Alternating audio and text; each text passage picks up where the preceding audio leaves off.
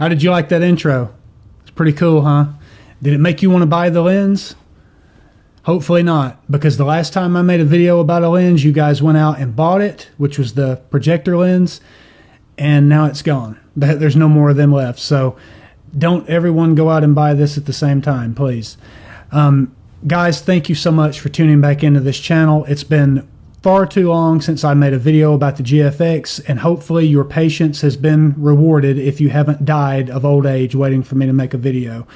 This video is about the lens, the king of all vintage lenses for the GFX, and I think for adapting lenses in general, the 58mm f1.2 from Minolta. This is a dream lens.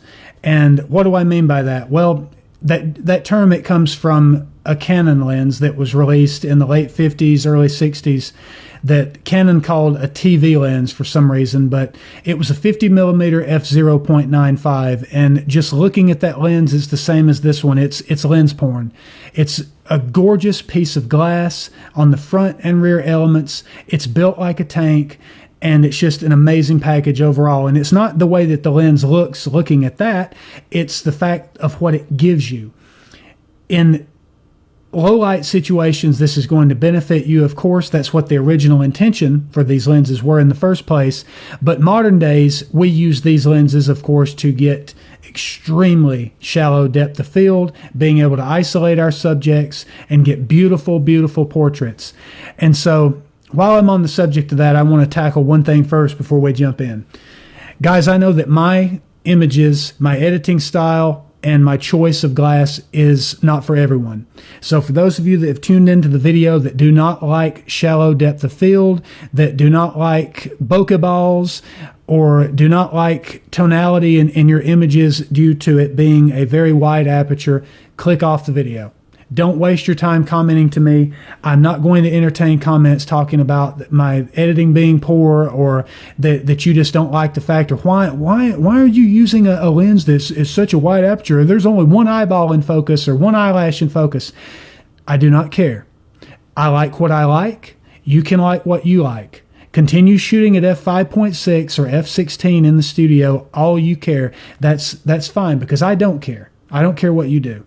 So this is not for you if you don't like it. So with that out of the way, let's talk about bokeh. All right, that's something that has been in style, trending for about the past 10 years. You've seen it all over Instagram, Pinterest, everywhere. People are trying to get the shallowest, narrowest depth of field out there. And it's not more evident than in China, where it seems like every day that you get a vintage lens released that's got the name Artisan attached to it. So they've got 7 Artisans, TT Artisan, KFC Artisan, Burger King Artisan, McDonald's Artisans. Like, you get the picture. Like, there's a new lens every day that's a 50mm f.95. And I get it. It's more of a marketing tactic, really.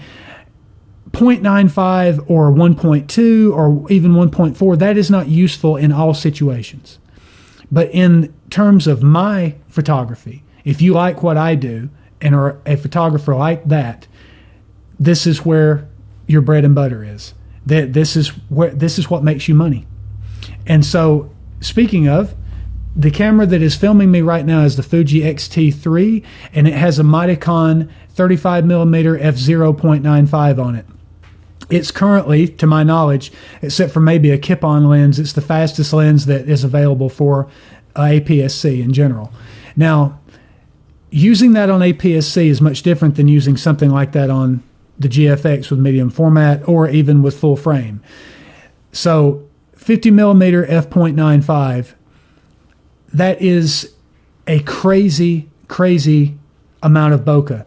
And with 58 1.2 on the GFX, you're getting a 45mm f0.95 look on this sensor. And to help you calculate that, I want you all to go to a website if you ever need this. It's an easy calculator, and it will be your best friend when adapting lenses, especially if you don't have a full frame camera. mmcalc.com. That's MM as in millimeters, calc, C-A-L-C, like calculator, mmcalc.com. You can put in the size of your sensor and then put in the specs of your lens, and it's going to tell you what it looks like on your camera. It's a fantastic tool. So that's how I calculated this up, because I'm terrible at math. At 45 millimeters, f/0.95, that is not a look that you get every day, and that's mostly something that you would see out of 6x7 or 6x9 medium format, or even large format. There is not currently a medium format lens that comes close to what this does on the GFX. Now, Fujifilm has released a few lenses in the past. Now, they had the 110 f2 that was their signature portrait lens for the GFX. At the time when I made my last video, I could not justify the price of buying that for the price. No way. I was not going to come up with the cash to throw out at that lens. And not to knock it, but it's an expensive lens. The 80 millimeter f1.7, that's their new portrait lens. I still to this day cannot justify spending that kind of money on that glass. Now, the reasons for this is because I am a slower photographer. I'm able to slow down and dictate the timing of my photo shoots. If that's something you can do, then this is something you should be interested in. If you don't mind manually focusing, if you don't mind the nuances of having an older vintage lens, then you are going to be a very happy camper when using this stuff. Now, with Fuji's lenses, they're great, but they tend to err on the side of clinical nowadays more than the vintage look that I like to have in my images. So perhaps if you've got the money, if you want autofocus, you should get the Fuji lenses. I would not recommend that you use this. But if you are into the vintage stuff and you have the time and the ability to manually focus and use the digital punch-in feature that the GFX has, it's a big help, and it's very easy to achieve focus when you use the digital zoom to zoom in on the eyes or whatever it is that your subject is to get focus. It's very simple, guys. It's wonderful and a luxury that we can have today. So let's go over the lens and the specs really quick. So 58 millimeter 1.2. This lens was released around the late 60s, early 70s from Minolta. And I have the earlier version. This is the MC version, and it's all metal. Everything on the lens is metal. And I want you to hear the aperture click. So it does stop, unlike the Chinese counterparts, and they, I guess, are more suited for video, but I don't really like the idea of setting my aperture at 0.95 and then looking down and I've accidentally bumped it and it's at f4. So, you know, it's not really my cup of tea. I like one that clicks, because I never adjust my aperture when I'm shooting video anyway. But with photography, you need a clicking aperture for sure. Now, this one being built like a tank, that means it's going to be heavier. So if you're used to holding a medium format camera like the Pentax 6.7 or so, that's fine. Yeah, it's not going to change and it's not going to be too heavy. If you are a smaller built person, smaller in stature, this is a heavy setup. You're going to know that you're carrying it around with you. You're going to have the presence of mind that it's there all the time. So there are lighter alternatives, but they're not going to give you the look that this lens can. So that being said, there is a version 2 of this lens that was mostly sold in the 80s. That was the Rockor X. So this is the PG lens. The Rockor X-rated lens has more plastic components. I would assume that it weighs a little less, and it's got plastic and rubber. The only reason I didn't choose that is because I thought the aesthetic was not proper on the GFX, which really, it being an 80s lens, it probably would have matched this camera a little better, but the build quality is what comes into question. So when you're buying an 80s lens that has that plastic and the rubber on it, they tend to break down a lot more, and so you're fighting a constant battle of attrition with your quality with those lenses versus one that's this old and it stays this way all the time.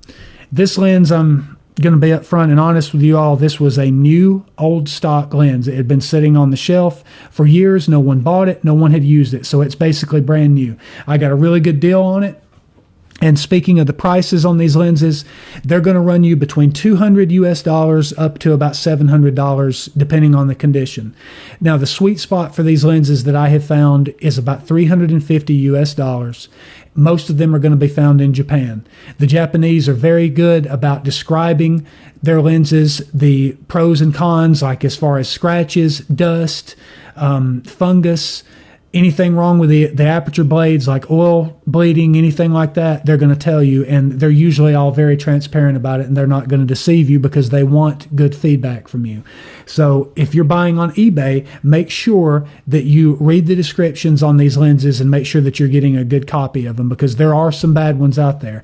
But just to show you, this lens is gorgeous, guys. It has a large front element, and I want to say that 7 elements in 5 groups. The rear element here is also very large, and that helps to spread the light across your GFX sensor. That being said, this lens does vignette at certain focal throws here. So depending on if you're focusing closer to infinity versus close focus, you might get some vignetting in there, and I'm going to show you an example of a unedited raw image from this camera. I'll put it up here. You can see it, and that's going to be about as aggressive vignette as you get. So if that's something you can deal with, which all of us can, if you've got Lightroom, Photoshop, Capture One, etc., that's something that's easily correctable. You can go in and edit that out, and it's no problem. For me, I always edit it out. I'm not a big fan of vignetting in lenses, but when I first heard of this lens, Jonas Rask, I think I mentioned him in another video, he did the initial review of it on the GFX, and as far as I'm aware, he's the first person that used this lens on the GFX, and he didn't really talk about the vignetting that much, so that was the only disappointment that I had. But aside from this lens not being able to focus very close to a subject, so if I'm taking a picture of this microphone, I would have to get right here. That's how far I would be, which is decently close. But with the 50 f1.4 from Minolta, I could get up to about here. So if you're doing close, like macro shots, this is not the ideal lens, although you can purchase the macro rings to go on here to be able to focus closer. But with a lens that is like this at 1.2, you're going to have nothing in focus. It's all going to be tiny. Your focal plane will be very tiny with that. I'm going to make a video about those adapters one day and show you all what they do for portraits, though. It's very interesting. So that would be the only con other than the long focus throw. I mean, just look at this. This is, you crank this lens. So that's about 2 cranks. With the 51.4, it's 1 crank. And it's there. It's very fast. So I would just say the ergonomics of the lens, I would say they're a 7, 7.5. And once again, it's built like a tank. You can't go wrong with it. If you don't mind manually focusing, it's good for you. So let's go down to comparisons to the competition from Minolta. So what else do they have? Well, they also have the 58mm f1.4. Jonas Rask has used that lens. I have not. I don't own it. I haven't used it, so I can't really give you an honest call on whether or not that would be a better fit for you as far as budget is concerned, because it is a cheaper option to this. It's not built cheaper. It's still a very good lens. It's just you're not getting 1.2 versus 1.4. So the other lens that is from Minolta that I would recommend that you all try because it's super cheap and it comes on a lot of their cameras, the 50mm f1.4. You're going to get closer focusing. You're going to get a much cleaner and faster focal throw, especially if you're using it for video. Get the 50 f1.4. Don't use this lens for video. It's not worth it. It's too clunky. It's too heavy, and it's just the image for video, which most of them crop to 16:9 anyway. The benefit that you're getting from all that extra bokeh and the character, it's not enough to justify using this for video as it would be using the 50 f1.4. Now, speaking of the 50 f1.4, the bokeh is a bit busier. You're gonna get a lot more little bokeh balls in there, but the shape of them is a little weird, and it looks it goes very well for like a more gothic photo shoot. So it would be better suited for that. And speaking of my images, I know that they're not going to be to everyone's taste. And these images that I showed you in the intro were from 2020 up until now. So depending on what time of year it was or what the photo shoot called for, they're going to be styled differently. And I do add grain. I add, filter effects, if you will. I don't really use presets that much. And if I do, I apply my own edit on top of the preset or change some of the values to suit me better. So they are edited. So just to let you know that they are edited to my taste. But you can achieve that with this lens, and that's what I want to get across to you. So if you guys have any questions about this lens, feel free to comment and let me know what you want to know about it. I have shot with it pretty limited. I mean, I've not done a ton of photo shoots with it, but enough to really give you some examples of what it can give you on the GFX. When it comes to the medium format look discussion, I know that there is a big divide on the internet of whether or not that it's worth it to buy a medium format camera versus to keep a APS-C or a full frame camera. And I'm going to make a video in and of itself about that, but just to briefly touch on it, I believe this is worth it for my needs. And I'm able to get a look from this system that is impossible with APS-C, which is recording this video. And for those of you that want that, it would probably be worth it to you. I mean, look, the GFX 50R is going for a lot cheaper these days. I mean, I've seen it sell for as low as $1,800 US. That is a steal for a medium format camera. Are you kidding me? That's a steal for it. It's not a fast camera though. It's not going to, and also I can recommend this for you. Don't use this lens for weddings. Don't use it for sports. Don't use it for wildlife. Anything requiring speed, do not use it, please. You're going to be disappointed, and you're going to be like, "Oh God, Corey recommended me this lens, and it's just a shit show." I'm telling you now, it's not for that. If you're using portrait photography, if you're doing that, and your subject is in the middle of your frame, you will not be disappointed in the character that this lens gives you. Even if you stop down to 2.8, f4, anything, the more beautiful it will get. It's going to be sharper, and it's going to give you results that your clients are going to drool over.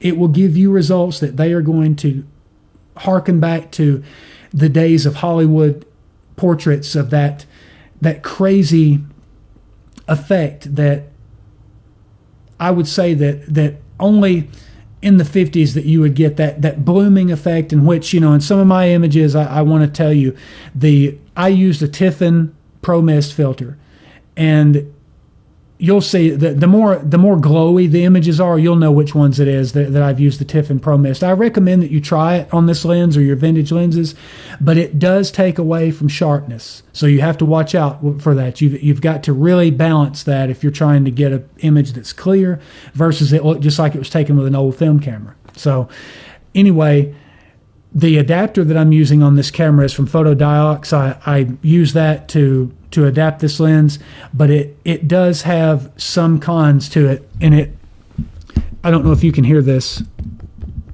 but there is some play with the lens there. And I don't really understand if that is an issue with the Photodiox adapter or if it's just the way this particular lens was built, because not all of the Minolta lenses I have does this with it. So there are plenty of other brands out there. I know Kip-On makes adapters. There's I can't remember the other one that I've just ordered, but it's there's cheaper options than Photodiox out there anyway. And so try this lens if you've got the money. I would stick around $350 would be the max that I would pay for it. There's plenty of good examples out there that you can get it for. And once you get it, this is a lens to keep because the price is going up. As I have seen in the past couple of years, they're not making any more of them. So even if you don't like it initially, keep it on your shelf for a while. This is an investment. It's something that's good to have. And I would recommend any of you with the GFX that if you like portraits, get the lens. Now, last thing I want to talk about is the future of this channel. I want to start making more videos about lenses, and I want to leave it up to you all, my audience, as to what lenses that I review. So I'm going to tell you what lenses I have with Minolta that I can make videos on if you're interested, and one that I just received that I don't have the adapter for. K&F Concept is the brand of the adapter that I was talking about that I couldn't remember, and it's in shipping somewhere in customs, and it's not here yet. So this video was originally going to be about my Contax 8514 that I just received, but since I don't have images, I haven't used it, didn't want to make a video, and I wanted to get this one out. I have the Minolta 45mm f2, the 135 f2.8, the Soligor lens, which is on this vintage Minolta camera. The Soligor is a Minolta mount, but it was made, I think, by Tokina or Tamron back in the day. It's a 35mm f2, and it's a crazy cool lens. So if you guys are interested in a video on this, would be glad to shoot that as well. And other than the projector lens, that's pretty much what I have for the Minolta mount. So any of those lenses that you want me to cover next, vote in the comments and let me know. And once again, please, guys, keep it civil.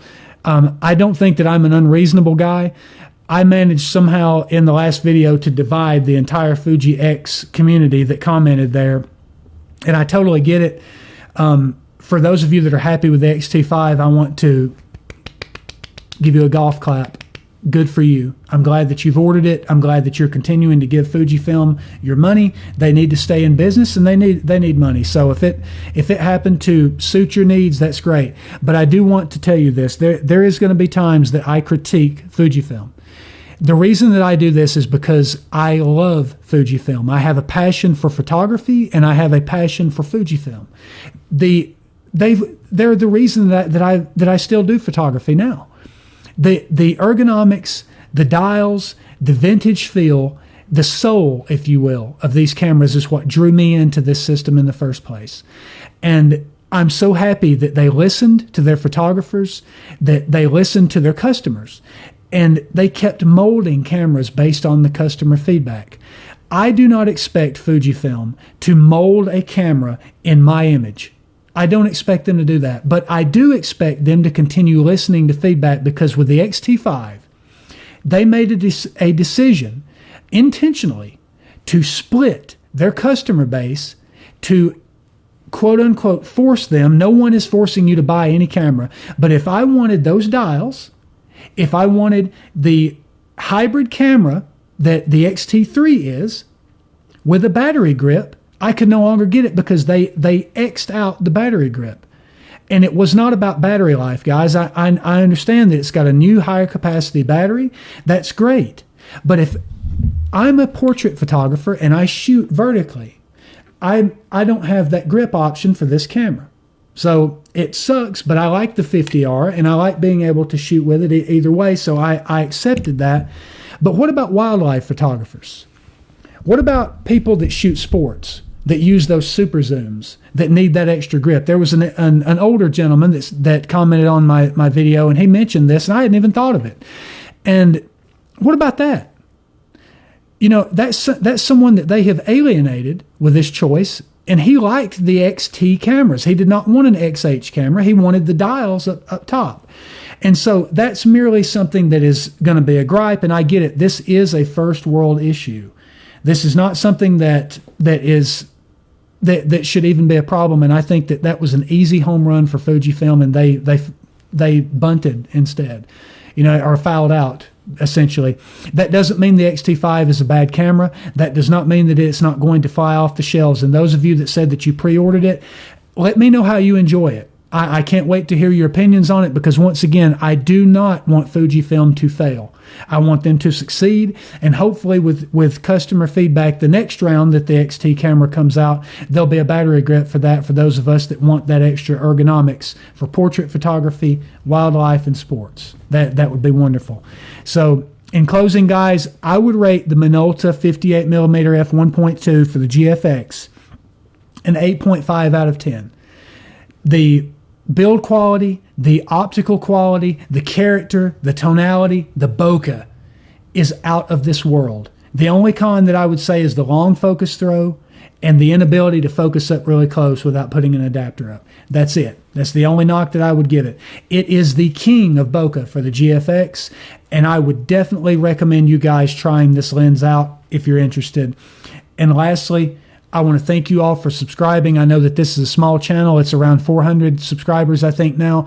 Each and every one of you, I am humbled by this, and I'm so happy that I can sit here and you listen to me rant and rave about cameras and lenses all day long. So hopefully if you enjoy this, let me know.